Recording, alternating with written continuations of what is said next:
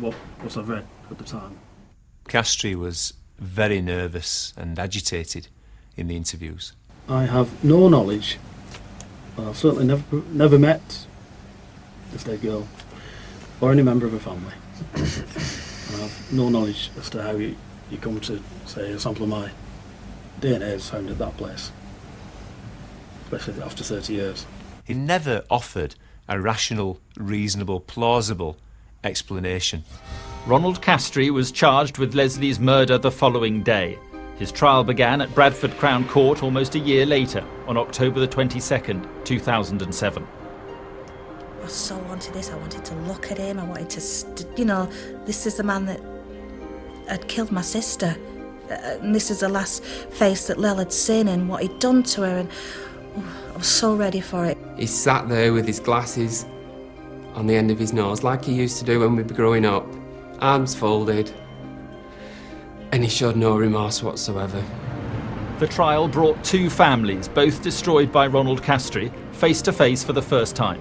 We all thought that the thing with the scum of the earth. At the end of the day, I'm still walking, I'm still alive. I'm his son, and I'm still alive. How dare I be? But when we met Lesley's family, there were no animosity there. Our biggest fear as a family was that Beverley knew what Castry had done, and we were really apprehensive about that. It meant a lot to us, because you do hear that the wife knows, and the police reassured us that she didn't, so our guard went down, and our hearts just go out to them. They all put their arms round us, and they said, "You go out there, Bev, you've done no wrong. You go out there and hold your head up." At the end of the third week, the jury were sent out to reach their verdict. I felt physically sick. I knew this was it. Make or break, this was it. I thought I was going to pass away. It was so tense. I remember sitting and simply putting my face to the floor, listening. I don't think I looked at the foreman of the jury at the time he gave the verdict. And when he said guilty, it was just a fabulous feeling of relief, I think, really. I could feel the tension going out of my body. My first memories of April, Laura and Julie letting out a gasp of yes, and the very obvious look of elation on their faces. And that was a very proud moment. All I heard was guilty. And it was just like a weight being lifted off my shoulders. Thank God. Because right up until that last second, there was just that little inkling. We thought, he's going to get off, he's going to get away with it. He's crafty. We are relieved that after so long, our quest for justice for Lesley is now over.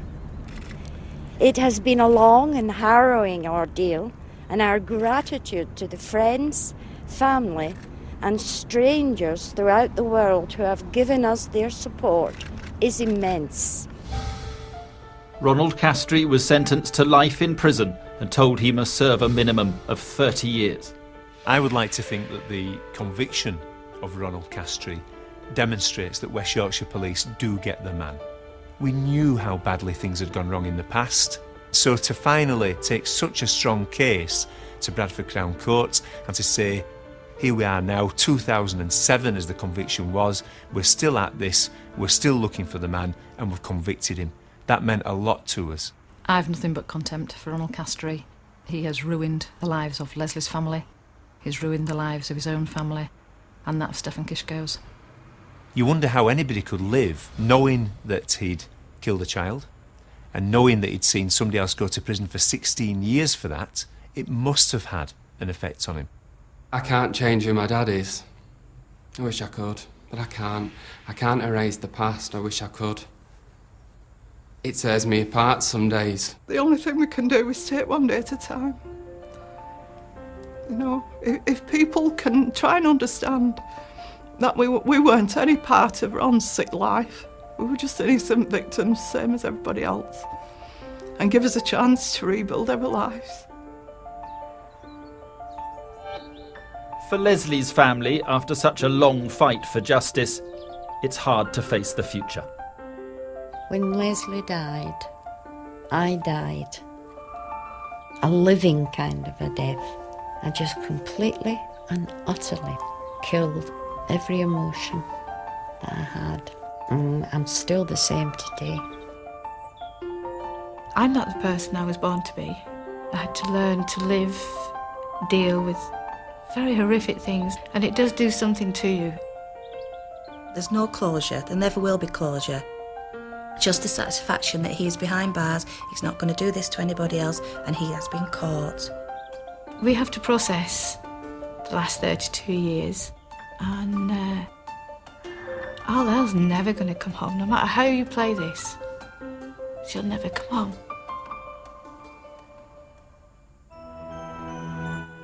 So, can Theo Walcott kick Arsenal to another victory? We'll find out tomorrow night. UEFA Champions League action versus FC Porto. Here on ITV1 at 7:30. Coming next tonight, though, it's police camera action.